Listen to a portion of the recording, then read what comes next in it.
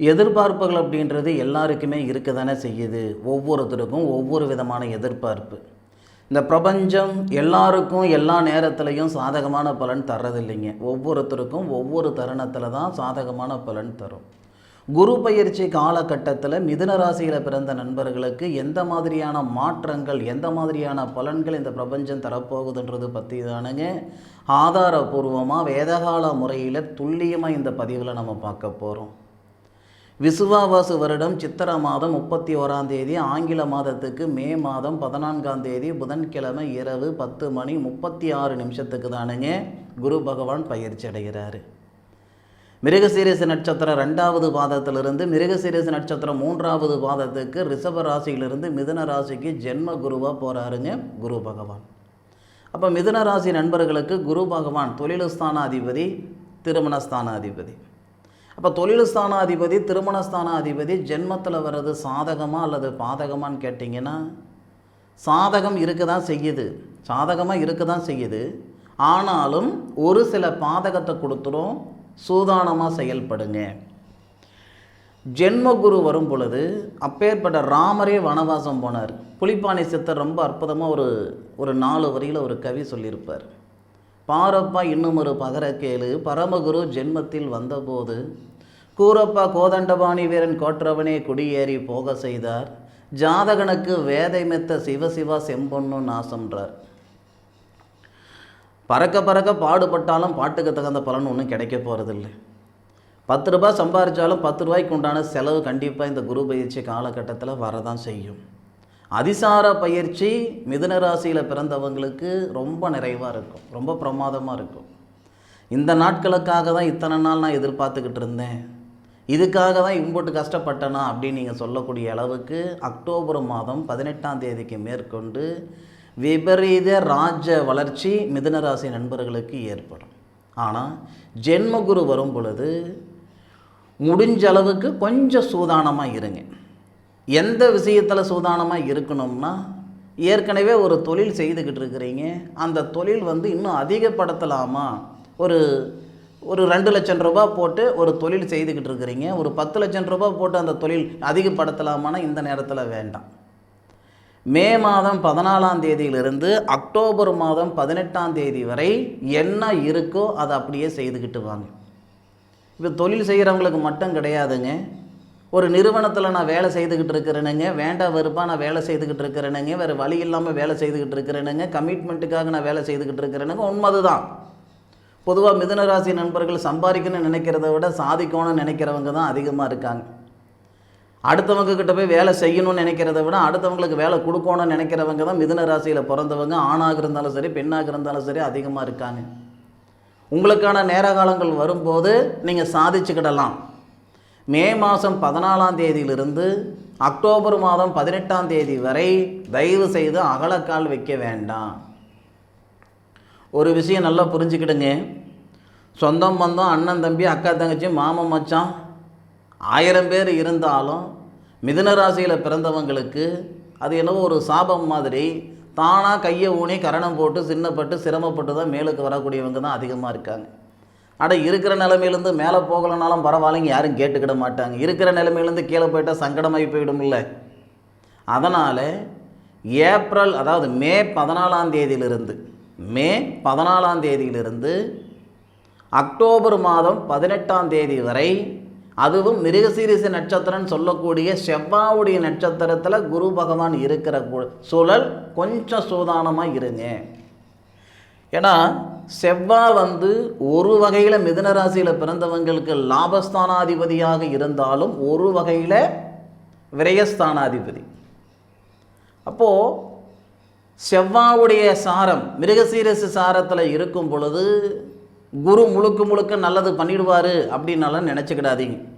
ஏதாவது ஒரு பெரிய செலவில் கொண்டு போய் விட்டுவிட்டாருன்னா சிக்கலாகி போயிடும். அங்கிட்டே மல்லு கட்டுறதுக்கே சரியாக போயிடும். நான் ஷேர் மார்க்கெட்டில் காசு பணம் போடுறேனுங்க, அது உங்கள் சௌகரியம், போட்டால் கண்டிப்பாக வராது. இல்லை நான் கலைத்துறையில் ஒரு ஃபிலிம் ஒரு படத்துக்கு தயாரிப்பாளர் ஆக போகிறேனுங்க, இந்த தருணத்தில் உங்கள் பணம் உங்கள் பாக்கெட்டு விட்டு போச்சுன்னா கண்டிப்பாக வராதுங்க. அப்போது நம்ம பழமொழி சொல்லுவோம் இல்லைங்களா, நல்ல வாயம் சம்பாரித்து நார வாயம் சாப்பிட்டுட்டு போனான்ட்டு அந்த மாதிரி ஒரு சிக்கல் ஏற்பட்டுடும்.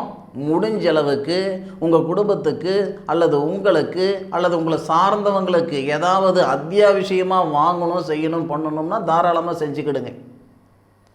அல்லது இந்த நேரத்தில் இந்த மே 14ஆம் தேதியிலிருந்து அக்டோபர் 18ஆம் தேதிக்குள்ளார ஏதாவது விரைய செலவு பண்ணலாம்னு இருக்கிறேனுங்க, விரைய சுப செலவு பண்ணலாம்னு இருக்கிறேனுங்க, தாராளமாக செஞ்சுக்கிடுங்க. கடனை கட்டிவிடணுன்ற எண்ணம் எல்லாருக்கும் இருக்கும். நான் முதல்ல சொன்ன மாதிரி எதிர்பார்ப்புகள் அப்படின்றது எதிர்பார்ப்புகளுக்கு பஞ்சமே கிடையாது. பாருங்க, மிதுன ராசியில் ஒரு 12 கோடி பேர் பிறந்திருக்கிறாங்கன்னா 12 கோடி எதிர்பார்ப்புகள் இருக்கும். ஒவ்வொருத்தருக்கும் ஒவ்வொரு விதமான எதிர்பார்ப்பு, ஒவ்வொரு நேரத்தில் எதிர்பார்ப்புகள் இருக்கும். அப்போது அந்த எதிர்பார்ப்புகள் எல்லாம் பூர்த்தி அடைகிறதுக்கு உண்டான ஒரு தருணம் இந்த பிரபஞ்சம் கொடுக்க தான் செய்யும். வெயிட் பண்ணுங்க. சந்தர்ப்பம் இருந்தால் தானுங்க, சந்தர்ப்பம் நமக்கு கொடுத்தாதான் நம்ம சம்பாதிக்க முடியுமா, சம்பாதிக்கிறதுக்கு தான் லாக்கிப்படுவோமா இல்லை சாதிக்கிறதுக்கு லாக்கிப்படுவோமான்றதே நம்ம காட்ட முடியும். அக்டோபர் 18ஆம் தேதிக்கு மேற்கொண்டு விபரீத வளர்ச்சி. அக்டோபர் 18லிருந்து டிசம்பர் 5ஆம் தேதிக்குள்ளார மிகப்பெரிய ஒரு வாழ்க்கையும் இருக்குது, மிகப்பெரிய ஒரு வாழ்வாதாரமும் இருக்குது. அது அப்புறம் பேசிக்கலாம். செவ்வாயுடைய சாரத்தில் குரு பகவான் வரக்கூடிய தருணத்தில் நீங்கள் செய்ய வேண்டியது என்னன்னா, ஒரு வீடு வாசல் இருக்குதுங்க, புதுப்பிக்கலாம்னு இருக்கேன், ஆல்ட்ரேஷன் பண்ணலாம்னு இருக்கிறேன், செஞ்சுக்கோங்க. பூர்வீகத்திலிருந்து நான் சாதிக்க போகிறேனுங்க அப்படின்னா பெருசாக மிதுன ராசிக்காரங்களால் சாதிக்க முடியாது, பார்த்துக்கிடுங்க. அப்பா சம்பாரித்த சொத்தாக இருந்தாலும் சரி, தாத்தன் சம்பாரித்த சொத்தாக இருந்தாலும் சரி, இடமா இருந்தாலும் சரி, வீடாக இருந்தாலும் சரி, அந்த இடத்துல சம்பாரித்து சாப்பிட்டுக்கிடலாமே தவிர பெரிய லெவலில் ஒரு வாழ்க்கை வாழ்ந்துட முடியாது. இடமாற்றங்கள் ஆகணும்னு மனசில் பட்டுச்சா தாராளமாக இந்த தருணத்தில் இடமாற்றங்கள் ஆகிடுங்க. ஏன்னா பொருளாதார ரீதியாக ஒரு சில சிக்கல்கள் ஏற்பட தான் போகுது. இருக்கிற நகநட்டை அடமானம் வச்சு பார்க்கக்கூடிய சூழலை ஏற்பட தான் போகுது. அதாவது இந்த குரு பயிற்சி பலன்கள் இந்த யூடியூப் சேனலில் சொல்லக்கூடியவங்க எல்லாருமே ஆஹா ஓஹோன்னு சொல்லிகிட்டு இருப்பாங்க. தன்மை அறிந்து பலன் சொல்லணும். ஒரு கிரகம் எந்த இடத்துல இருக்கிறாரு, எந்த இடங்களை பார்க்குறாரு, யாருடைய சாரத்தில் வராரு. இப்போ நமக்கே ஒவ்வொரு கட்டத்துலேயும் ஒவ்வொரு பதவி இருக்குது, ஒவ்வொரு ரோல். அப்படி சொன்னால் தானே புரியும் நிறைய பேருக்கு. அப்படி என்ன சார் பதவி, அப்படி என்ன சார் ரோல் அப்படின்னா, குழந்தையாக இருக்கும்போது ஒரு மாதிரியான ரோலு, வாலிபனாகும்போது ஒரு மாதிரியான பேர், திருமணம் பண்ணும்போது சம்சாரி, திருமணத்துக்கு அப்புறம் தந்தை, அதன் பிறகு எல்லா சொந்தமும் வருது. தந்தையானதுக்கப்புறம் மாமனாராக போகிறோம், மாமனாருக்கு அப்புறம் தாத்தா வர போகிறோம். ஒவ்வொரு உறவு முறைகள் ஒவ்வொரு கட்டத்திலையும் மாறுது. மனசாலைக்கே இப்படி அப்படின்னும் போது ஒரு கிரகநிலைகள்னா எந்த பாவகத்தில் இருக்கிறாரு அப்படின்றது ஒரு புறம், யாருடைய சாரத்தில் இருக்கிறாருன்றது ஒரு புறம். அப்போது ஒவ்வொரு சாரத்திலையும் அவர் வரும்பொழுது, ஒரு கிரகம் வரும்போது அந்த பலன்கள் கண்டிப்பாக மாற்றங்கள் வரதான் செய்யும். ராகுடைய சாரத்தில் குரு வரும்போது நல்லது பண்ணும், நிச்சயமாக நல்லது பண்ணும். திருவாதிரை நட்சத்திரத்தில் குரு பகவான் வரும்போது எப்படி சார் நல்லது பண்ணோம் அப்படின்னா, இந்த ராகு கேது பயிற்சி உங்களுக்கு எல்லாருக்கும் தெரியும். இன்னும் நம்ம பதிவு போடலை. உங்களுடைய ராசிக்கு 9வது பாவகத்துக்கு வரார். சனி பகவானுடைய ஆதிக்கத்துக்கு ராகு வரார். திருவாதிரை நட்சத்திரத்தில் இருக்கிற குரு 9வது பார்வையாக ராகு பார்ப்பார். பரிவர்த்தனை ராகுடைய சாரத்தில் குருவும், குருவுடைய பார்வையில் ராகுவும், பிரமாதமான பரிவர்த்தனை. இதெல்லாம் எப்போ நடக்க போகுது? நமக்கு கிட்டத்தட்ட செப்டம்பர் அக்டோபருக்கு மேலே நடக்க போகுது. அதுதானேங்க. அதாவது நம்ம ஒரு கதையை கேட்டிருப்போம்.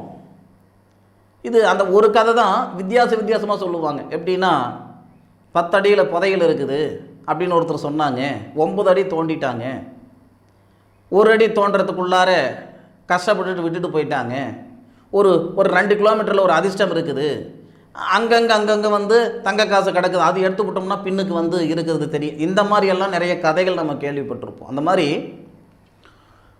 குரு பகவான் பயிற்சி ஆகிறார் அப்படின்னா ஒரு 6 மாத காலத்துக்கு, அதாவது மே 14 இருந்து June, July, August, September, October, கிட்டத்தட்ட ஒரு 5 மாதத்துக்கு நம்மளை வச்சு செஞ்சுருவார். நிச்சயமாக வச்சு செஞ்சுருவார். ஆஹா ஓஹோனெல்லாம் சத்தியமாக பலன் வராது. இது ஓரளவுக்கு பரவாயில்லையாக இருக்கும். ஒரு சிலருடைய சுய ஜாதகத்தில் இருக்கக்கூடிய பலன்களுக்கு தகுந்த மாதிரி கொஞ்சம் மாற்றங்கள் கூட வரலாம். ஆனால் 5 மாதத்துக்கு அனுபவம் தான் கிடைக்க போகுது. பெருசாக நான் அப்படி இருந்துட்டேன் இப்படி இருந்துட்டேன் அதெல்லாம் இல்லை. இந்த 5 மாதத்துக்குள்ளே சிக்கிக்கிட்டிங்கன்னா மீதி 7 மாதம் மல்லு கட்டுறதுக்கே சரியாக போயிடும். இந்த 5 மாதம் விழிப்புணர்வோடு இருந்து சூதானமாக இருந்து கடந்துட்டிங்கன்னா அடுத்தது பிரமாதமான வாழ்க்கை இருக்குது மிதுன ராசியில் பிறந்தவங்களுக்கு. அதனால் சூதானமாக இருக்கிறதுக்கு முயற்சி பண்ணுங்க. அகலக்கால் வைக்க வேண்டாம், ஆடம்பரமாக இருக்குன்னு நினைக்க வேண்டாம். பெருசாக ஆடம்பரமாக இருந்துக்கிட மாட்டீங்க. இந்த நிமிஷம் வரைக்கும் மிதுன ராசியில் பிறந்த உங்களுக்கு மற்றவங்களுக்கு செய்வீங்களே தவிர அந்த செலவு பெருசாக நீங்கள் செஞ்சுக்கிட மாட்டீங்க. சரியா? சரி. அப்போது இந்த காலகட்டம்ன்றது உங்களுடைய ராசியில் வரக்கூடிய குரு பகவான் உங்களுடைய ராசிக்கு 5வது பாவகத்தை பார்க்குறார். அப்படி இருக்கக்கூடிய ஒரு சூழலில் செப்டம்பர் மாதம் 17 தேதிக்கு மேற்கொண்டு பூர்வீகத்தில் இருந்து வெளியேறத்துக்கான வாய்ப்புகள் உண்டு. சில பேருக்கு வெளி ஊராக இருக்கும், சில பேருக்கு வெளி நாடாக இருக்கும். ஒன்று, நம்மளுடைய முன்னேற்றத்துக்கு முட்டுக்கட்டையாக இருந்த தடைகள் நீங்க போகுது. புத்திர பாக்கியத்தில் இருக்கிற தடைகள் எல்லாம் சரியாக போகுது. பூர்வீகத்தில் இருக்கக்கூடிய சங்கடங்களும் சரியாக போகுது. நல்லது நடக்கும். 5வது பார்வையாக உங்களுடைய ராசிக்கு 5வது பாவகத்தை குரு பகவான் பார்க்கக்கூடிய ஒரு சூழல். 7வது பாவகத்தையும் பார்க்குறார் குரு. திருமணத்தில் இருக்கிற தடைகள் நீங்கும். இதெல்லாம் அக்டோபர் மாதத்துக்கு மேற்கொண்டுங்க. அதுக்கு முன்னுக்கு கணவன் மனைவிக்குள்ள கருத்து வேறுபாடுகள் கொடுக்க தான் செய்யும். மே 14ஆம் தேதியிலிருந்து அக்டோபர் 18ஆம் தேதிக்குள்ளார கணவன் மனைவிக்குள்ளார கருத்து வேறுபாடுகள் தரதான் செய்யும். சரிங்களா? அப்போது கணவன் மனைவிக்குள்ளே இருக்கிற கருத்து வேறுபாடுகள் அக்டோபர் மாதத்துக்கு மேற்கொண்டு சரியாகும். அதே மாதிரி இந்த திருமணத்தில் இருக்கிற தடைகள் எல்லாம் நீங்கும். நாகதோஷம் இருக்குதுங்க, தாரதோஷம் இருக்குதுங்க, பார்க்காத ஜோசியம் இல்லைங்க, பண்ணாத பரிகாரங்கள் இல்லைங்க, காலஸ்தரியிலிருந்து கொடுமுடியிலிருந்து கூடுதுறை பவானி வரைக்கும் நான் போயிட்டு வந்துட்டேனுங்க, காசி ராமேஸ்வரம் வரைக்கும் போயிட்டு வந்துட்டேனுங்க, எனக்கு திருமணத்தில் ஒரு பிரார்த்தம் எனக்கு இல்லை போல இருக்குது, நான் சன்னியாசியாக தான் இருக்கணும் போல இருக்குது, சம்சாரியாக ஆக முடியாது போல இருக்குது. இந்த மன அழுத்தம் எல்லாம் இந்த ஜென்ம குரு சரி பண்ணிடுவார். இதுக்கெல்லாம் வாய்ப்புகள் இருக்குதுங்க. அதெல்லாம் ஒன்றும் தொந்தரவு கிடையாது. ஆனால் அமைஞ்ச மன வாழ்க்கையை சரியான முறையில் வாழ்ந்துக்கிறது புத்திசாலித்தனம். கருத்து வேறுபாடுகள்ன்றது கட்டாயம் கொடுக்கும். காதலர்களாக இருக்கட்டும், கணவன் மனைவிகளாக இருக்கட்டும், கண்டிப்பாக கருத்து வேறுபாடுகள் கொடுக்க தான் செய்யும். கொஞ்சம் அட்ஜஸ்ட் பண்ணி போனீங்கன்னா தொந்தரவு இல்லை. அதுபோக இந்த மறுமணத்துக்கு முயற்சி பண்ணுறேனுங்க அப்படின்னாலும் இந்த தருணங்களில் மறுமணம் நடக்கிறதுக்கு வாய்ப்புகள் உண்டு. 9வது பார்வையாக உங்களுடைய ராசிக்கு பிதிருஸ்தானம் அப்படின்னு சொல்லக்கூடிய இடத்த பார்க்குறாரு குரு. அந்த இடத்துல இருக்க போகிறவர் ராகு. அதனால் படித்த படிப்புக்கு உண்டான உத்தியோகம், முன்னோர்களுடைய அனுகிரகங்கள், தெய்வ தேவதைகளுடைய நாட்டங்கள் அதிகம். ஒரு சில நல்லதெல்லாமே நடக்கிறதுக்கான வாய்ப்புகள் உண்டு. எதிர்பார்ப்புகள் பூர்த்தி அடையுமா அப்படின்னா நிச்சயமாக எதிர்பார்ப்புகள் பூர்த்தி அடைகிறதுக்கான வாய்ப்புகள் உண்டு. சில பேருக்கு நான் வண்டி வாகனம் அடமானம் வச்சுருக்கிறேனுங்க, நகநட்டு அடமானம் வச்சுருக்கிறேனுங்க, வீடு வாசல் அடமானம் வச்சுருக்கிறேனுங்க, இதெல்லாம் மீட்கிறதுக்கான வாய்ப்புகள் கொடுக்கும்.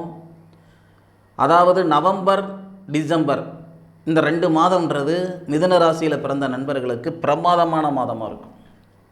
கார்த்திகை மாதம் ஐப்பசி மாதம் 15 தேதிக்கு மேற்கொண்டு மார்கழி மாதம் ஒரு 10 தேதிக்குள்ளார பிரமாதமான ஒரு நேரமாக இருக்கும். நிறைய பேர் தொழிலதிபர் ஆக்க போகுது. இந்த தருணங்கள் கஷ்ட நஷ்டங்களெல்லாம் சரிப்படுத்த போகுது. மன அழுத்தம் நீங்க போகுது.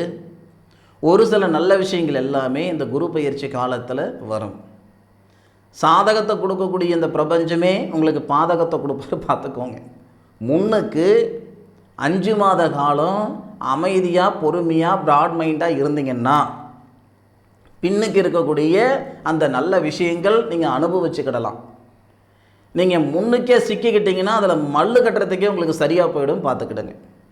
மற்றபடி இந்த குரு பயிற்சி காலகட்டத்தில் இந்த பிரபஞ்சம் உங்களுக்கு சாதகமான பலன் கொடுக்கறது ஜாஸ்தியாக இருக்குது. சரியான முறையில் பயன்படுத்திக்கோங்க. இந்த தருணங்களில் உங்களுடைய சுய ஜாதகத்தில் இருக்கக்கூடிய பலன்கள் என்னன்றது ஒரு முறை பார்த்துக்கிடுங்க. என்ன தசையில் என்ன புத்தி போய்கிட்டு இருக்குது அப்படின்ற விவரங்களும் பார்த்துக்கிடுங்க. இந்த பதிவு கண்டிப்பாக மிதுன ராசியில் பிறந்த உங்களுக்கு பயனுள்ள பதிவாக இருக்கும் அப்படின்னு நான் மனசார நம்புகிறேன். மீண்டும் அடுத்த ஒரு அற்புதமான தருணத்தில் உங்களை அனைவரையும் சந்திக்கும் வரை உங்களிடமிருந்து விடைபெறுவது உங்கள் வீட்டு ஜோதிட நண்பனான மா காளிதாஸ் மணிகண்டன். திருச்சிற்றம்பலம். வாழ்க வையகம், வாழ்க வளமுடன்.